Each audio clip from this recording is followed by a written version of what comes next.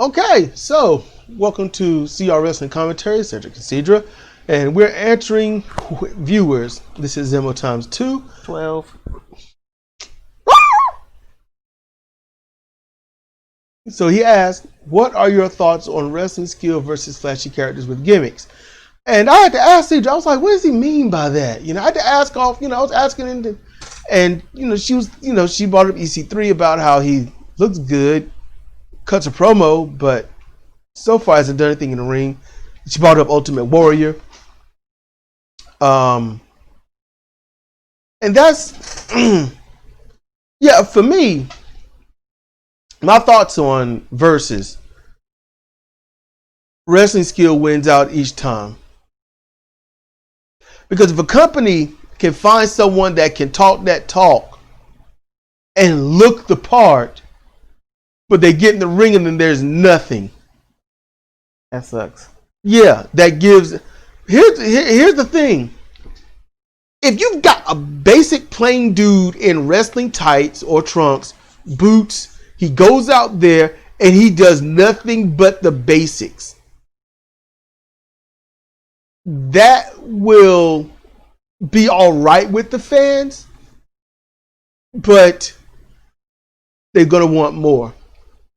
You have to have that right balance between flashy gimmick and wrestling ability. Let's say, for example, New Japan Pro Wrestling style Lance Archer. Lance Archer had a look. He very much had a gimmick. And his gimmick is everybody dies. He was eye-catching, especially because he's so tall with the, big red long mohawk. But when he got in the ring, especially right before he left New Japan, when he was solo, he was awesome. Oh, yes. He wasn't that great in tag team. But when he went solo, he just blossomed. And that is what you want. You want that right balance. And see, what throws it off is the word gimmick. You don't want it to be a gimmick. It's the right balance of skill and being eye-catching. For example, Ric Flair. The entire pageantry, from his entrance, from the time he stepped onto the stage to the time he gets to the ring, is eye-catching. The music, the robe, him and his bright blonde hair, and then he gets in the ring and does his thing. And of course, we know he can cut a promo. So you look at him come out, you're like, I can't stand this dude, but damn, he looks cool. Let's see, what's another example? Sting, yes. He was very flashy, eye-catching. He was all keys dangling. But then when he got into the ring, he was a good wrestler. Undertaker. Same thing. The epitome of a gimmick and pageantry. But he was off the chain in the ring. So you want that right balance. And if you've got all skill and less pageantry, now that's going to be on a person-by-person basis. But Cedric and I like that. Chris Benoit wasn't no damn pageantry. It wasn't no gimmick. He just went out there and did a job. Like that. Ishii, same thing. Minoru Suzuki got a tiny bit of pageantry. Just a tiny bit, and that's the pop on his music. That's it. But what you don't want is all pageantry, all flash and gimmick and colors and keys dangling and explosions, and they get in there and then it's just a limp rag wiggling. Here is a good example of a clusterfuck. Okay?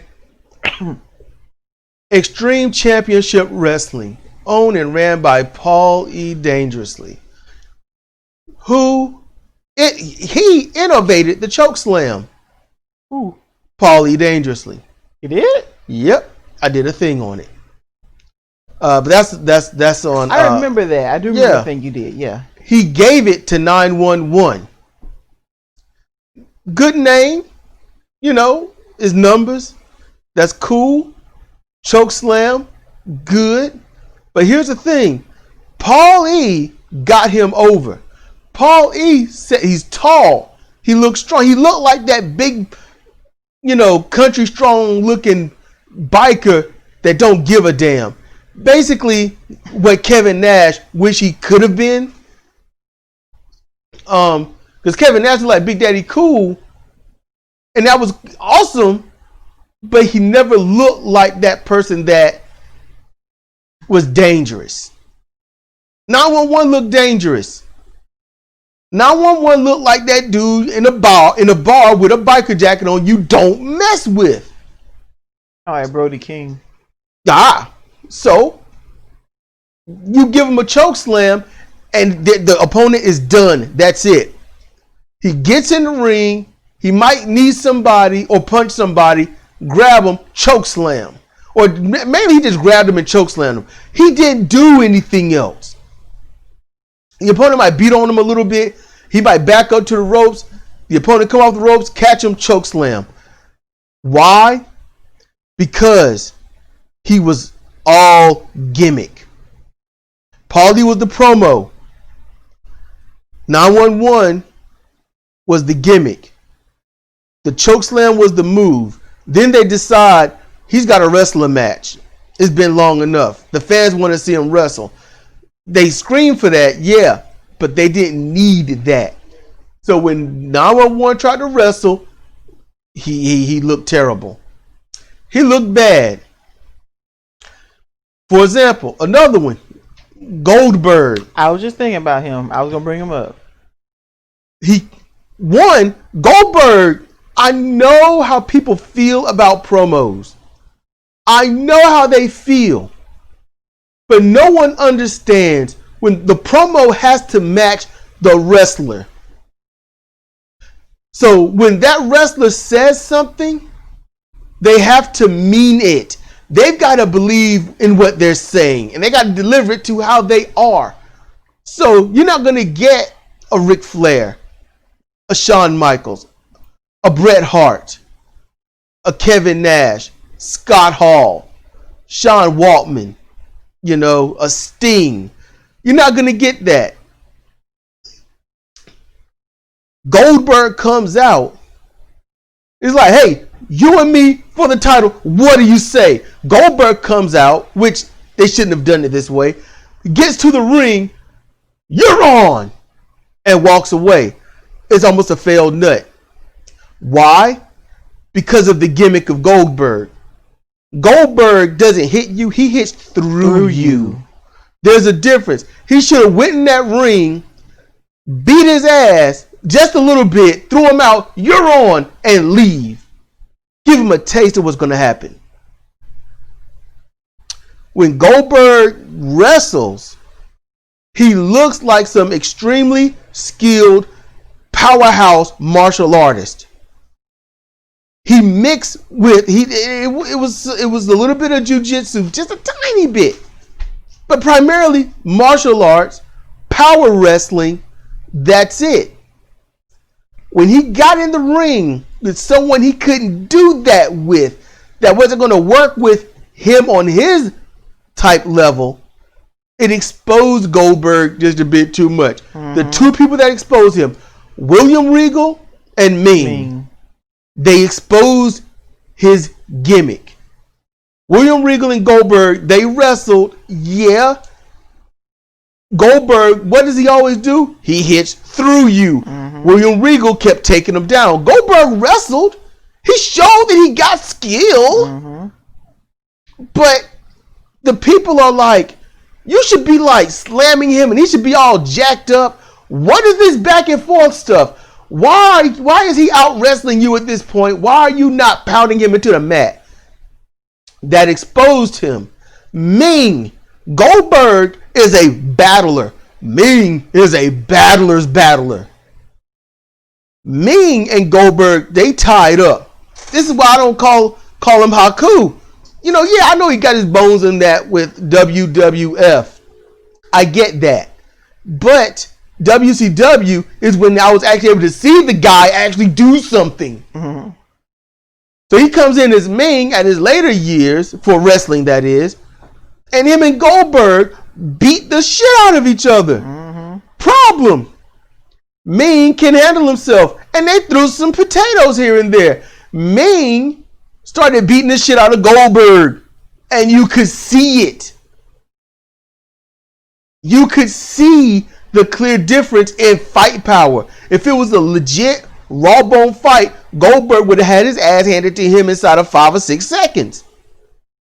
It exposed the gimmick. So Ming had to pull back a lot and make extremely flubbing mistakes, too obvious to the human eye, and Goldberg was able to capitalize on it and get the win. When you have a gimmick, you have to have people that's going to work with you to help your gimmick get over, which makes them, if they're a wrestler, if they have wrestling skill, which makes them look weak because you know what they can do. It has a lot to do with booking too. Booking has a lot to do with it. Because they were trying to maintain what Goldberg had. And what Goldberg had was beautiful.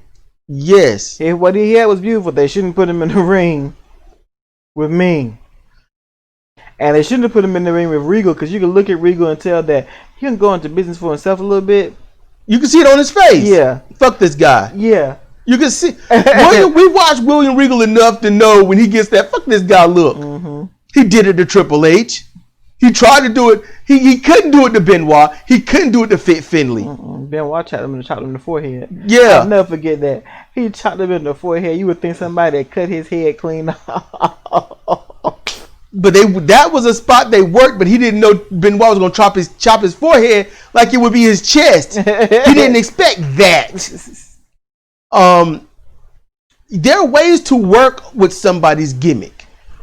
But when it comes to wrestling skill versus flashy characters with gimmicks, the wrestling skill is the one that wins out all the time, because you can always put a wrestling skill versus a wrestling skill, get a great damn match, and that match come out looking beautiful every single time. Benoit versus Bret Hart. Benoit would be versus Shawn Michaels. Bret Hart versus William Regal. Anyone with wrestling skill.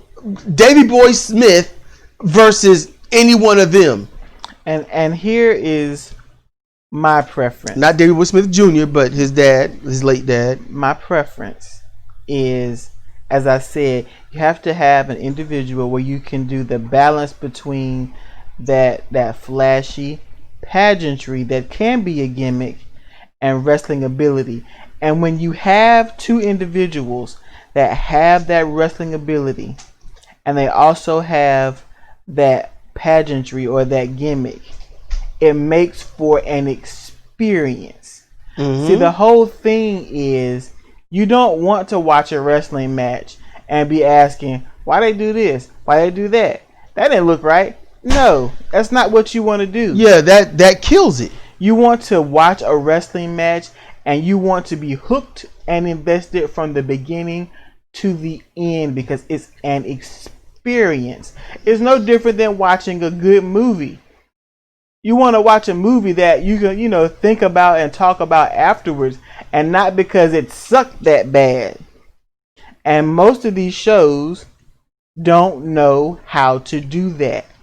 They don't know how to find something to fit the wrestler, if they are a good wrestler, to bring them out and therefore bring out any story they tell with any opponent. There aren't many, like back in the day, wrestlers had names like Goldust, the Ultimate Warrior, the Undertaker. Now they got, Bob Smith coming to the ring, and that's their wrestling name. I don't want to hear your government name. I don't want to hear a name that sounds like a government name. You understand what I'm saying? Look, Cedra grew up WWF. NWA was too violent for her. So for her, wrestling names were that stuff. To me, wrestling names were Ricky and Robert. Robert Gibson, Ricky Morton, Hawk, Animal, no. Ric Flair, Sting. But they were Dutch Mantel, the Ultimate Warrior. But they were what was Hawk and Animal? They were was tag team name. Yeah, they were the Legion of Doom, the Road Warriors. Okay, Ricky and Robert tag team. The Rock and Roll Express. Okay, it's not Rick and Scott Steiner, the Steiner Brothers. Yes, that's what I'm talking about. And most of tag teams, John Smith and Joe Bradley. And that's what they wrestle under. What the hell is that shit? The Ultimate Warrior should have had an actual name. The Ultimate Warrior should have been his call sign or something, whatever you want to call it. You know? I'm just saying, you would have to do a whole lot to be able to have a name that's not a name and have it work like The Undertaker did. Yeah, you knew who he was. You knew where he came from. Yeah. But most other folks, he was The Undertaker. I was like, that's Mark Calloway. No, I was like, that's Mean Mark Callis. That's who I knew him as, Mean Mark Callis. Now, just to be honest with you, because they didn't put names up on the screen often, I didn't know if it was Mark Callis or Mark Callis. Because the way that's Mean Mark Callis. One thing, because it's a Southern thing. That's how they do their intros. Mean Mark Callis. Right now, John Moxley. Like, ooh. So the Ultimate Warrior, Mark Calloway. Something like that. See what I'm saying? I see what you're saying. You know, what was the Ultimate Warrior's name? John Hedridge or some shit? I don't know, something like I don't know. But the Ultimate Warrior and then his name, that would have been good. And that works. I agree with that works. The Masterpiece, Chris Masters. Yes. That's perfect. But not Chris, just the Masterpiece Masters. That would sound nice. Rick the Nature Boy Flair. Yeah, but you know what? They can wrestle. They had flash. Well, Ultimate Warrior, he's got the look, crazy warrior body, bright, tassely tights, runs to the ring, so you're already captivated like, whoa, this dude is a ball of energy. Bouncing off the ropes, shaking the ropes, he is a ball of energy. I feel bad who he's going to wrestle. But then when he starts wrestling, he slows it down. He's still he ain't fast, but body slam, suplex, clothesline, clap the hands, clothesline, clap the hands, clothesline, pick him up, military press, drop him off the ropes, splash on the back, roll him over and pin him. Every single match, the exact damn same. So when it came to him in a law match against Rick Rude, Hulk Hogan, or something, it exposed this fucker can't wrestle. He can't do his normal one-sided fight. So you're like, what's up? Why? He's the Ultimate Warrior. He looks like the Ultimate Warrior. He can't have a 50-50 type match with anybody. He has to win at bottom barrel least 75-25. So when you have a gimmick, too much reality will always enter and expose the gimmick. Will Ospreay versus Ishii. It exposes the gimmick of Will Ospreay. Ishii is a wrestler. He's a fighter. He's a runner. I don't mean running away. I mean someone that runs a lot in that ring. Will Ospreay is just all flip, all flop, no true style. Literally, what's Will Ospreay's style? Is he technical? No. Is he power? No. Is he submission? No. Is he a brawler? No. Then you say, okay, what's left? Is he aerial? And you can say, yeah. Yeah. But here's the thing. You had to say no to everything else. And if you don't have everything else, you being an aerial artist means you ain't shit. Mm-hmm. They have to mess up. Ishii has to literally look like he's throwing the damn match for Will Ospreay to look good.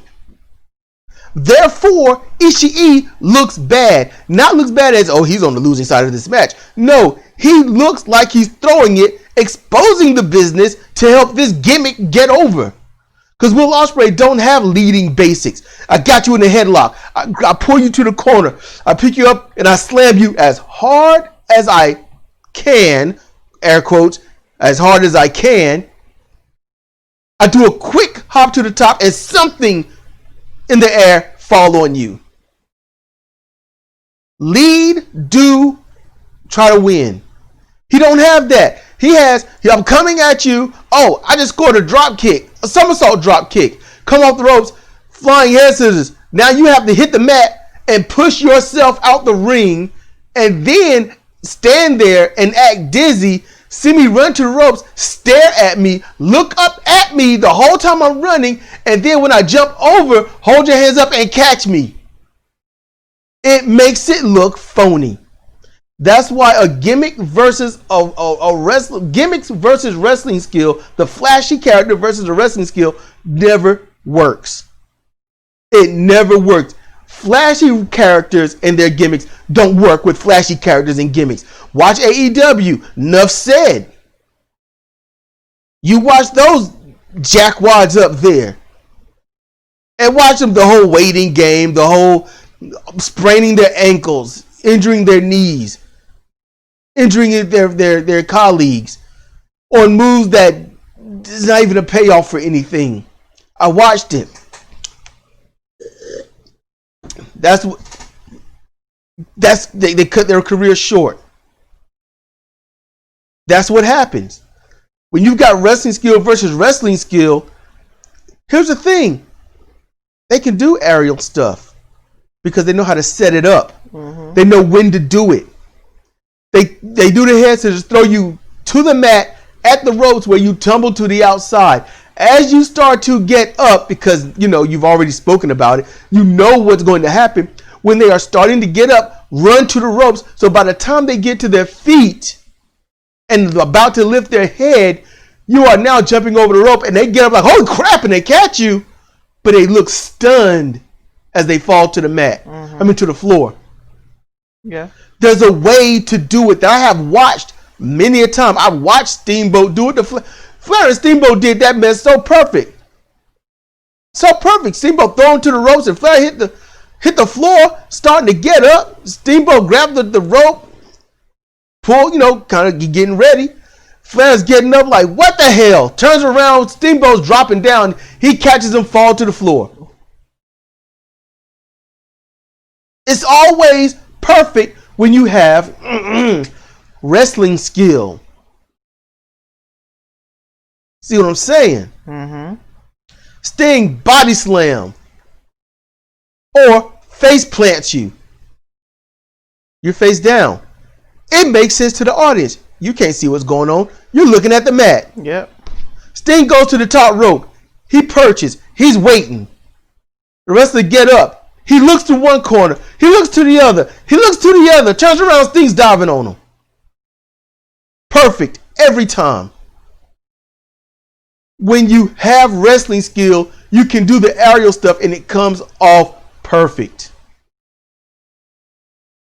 Wrestling skill will always, in terms of believability and making it look great and putting on a very well contested match, wrestling skill wins out because wrestling skill involves everything. Flashy characters and stuff, look at them. Watch them. Do they lead with headlocks? Do they lead with twisting arm wringers? Do they lead with leg locks and pulling them? Do they lead with, throwing them out the ring and then getting the quick thing on them? Or their partner holding the opponent in place, diving out the way just in the nick of time? Or do the partner stand there and help catch them too? Yeah. Now you done hurt your partner. Flashy moves. Let's do this perfect shooting star press off the top rope, landing 15 feet below, slamming the opponent with great force, and they kick out on two. And kick out and get up and start running like nothing happened. Exposing the business. Yeah, the business has been exposed, but you got to keep doing it. That's the thing about all of that, And it's just, there are ways to do it and ways not to do it. And these professional wrestlers don't even know their profession. That's the sad part. My 10-year-old daughter, schooled. Come on now. Look, I was telling her about wrestling, and she was talking, and I was, listening to Jim Cornette, and they're talking about John Moxley using the tacks and the barbed wire bat. And she's like, what? And she didn't understand. She didn't know what was being said. So I was like, okay. So I repeated it for her. And I said, look. I said, he got the barbed wire bat. And, and he hit him. And the dude fell down, but then got up. And then he's going to go and just try to strangle him with the barbed wire bat. And she was like, why do you need a barbed wire bat? It's wrestling. Use your body to beat him. I was like, you just owned everyone in AEW. Yep. Straight up, before getting out of here. Professional wrestling, in a sense, is a martial art. And in martial arts, it's good to be practical in a fight. There are some martial arts you can't use in a fight because it leaves you too open to even the most inexperienced fighter on the planet to get knocked out. That's why certain things aren't done. So, when it comes to professional wrestling, keep it basic. Because with the basics, the advanced stuff looks beautiful. It's that simple. So, it's been Cedric and Cedra for CR Wrestling Commentary, answering viewers. Zemo times 2 on this occasion. If you have any other questions or anything you want to hear our take on something, almost no matter what it is, ask and we will do one for you, because that's just what we do. Whew. I hope y'all been hearing me drink water. In any case, thank you for your time, patience, and energy, and all that stuff. Really, really. I know I sound like I'm just blowing it over and all that, but no, y'all don't even know how appreciative it is. I'm all about some appreciation. I'm humble that you even listen to me, for the few that do. So I'm get out of here. Thank you. Thank you very much. Good night, everyone.